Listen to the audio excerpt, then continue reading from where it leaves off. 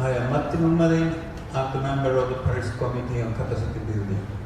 And next to me is sitting Vanessa Bulgarin, who is from Network of Regional Governments for Sustainable Development. So, and you are doing the capacity building for regional governments. So why the regional governments are so important for the capacity building? Well, thank you very much for the invitation. We believe in regional governments because they are very close to citizens, and not only from the cities, but also for the rural areas. Regional governments are located in that level between cities and nations. So that gives them a really close approach and a really good knowledge of what's happening within territories, not only like small or big, but they are very well located. They also count with powers that are important competences such as agriculture, energy, mobility. So that makes them the core for us to help them to improve their capacities through the initiative that I personally manage, which is RegionsAdapt, which is an initiative focused on adaptation. So why specifically adaptation? Adaptation is very important also because it comes with cross-cutting issues on climate change. The RegionsAdapt initiative, it has 7 priority areas. Between those are water, we have forestry, biodiversity, agriculture as well, socioeconomic vulnerabilities, and among others. So these are cross-cutting issues in adaptation. Also, adaptation, we see it as a broad subject to discuss things, to improve even the knowledge and capacity on regional governments technicians.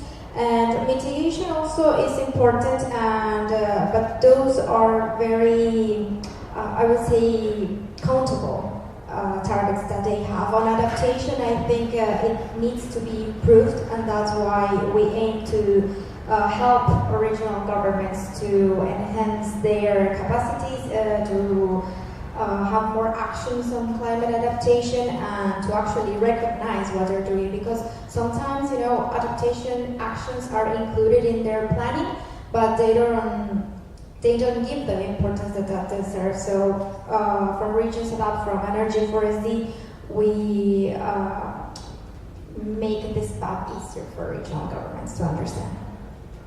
May I ask how you do the work in practice? Yes, of course. We hold webinars because, in-person meetings sometimes are, they cost money. It's more difficult to mobilize our members. But webinars are one of the methods that we use. We also gather regions for their subjects of priority. For example, we have Catalonia and California. They are regions that are geographically in different places, but they share the same characteristics in their climate. So they exchange knowledge in climate adaptation in regards to water and how to manage water in those kind of Mediterranean climates. So these small meetings, this small exchange of ideas are also part of the capacity building strategy that we manage. And also, we share the best practices of our members, and we hold a very close communication with our members through sharing, we can say, guidelines, sharing important articles, scientific articles as well, and partnering with right and important associates or institution research centers that will improve also our members' capacities. Now when we are sitting here in Katowice in COP24, so how do you see the future of the negotiations and the next COPs? Well, this COP has been important also because we've seen many stakeholders. Like, it's not only about the nations, even though the conference is of parties, but we've seen industry here, we've seen some national governments, we've seen cities, and like the Marrakesh Partnership, which is an initiative that actually holds all these other stakeholders for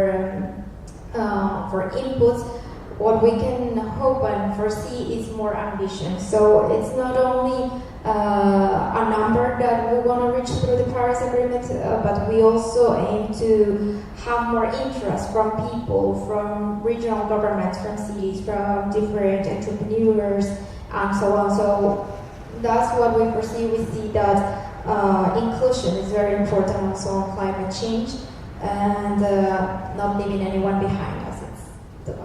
Thank you, and your presence in this capacity building hub is a good example that there is a lot other things happening than just negotiations. So thank you very much, Vanessa Bulgrin from the Network of Regional Governments for Sustainable Development. Thank you.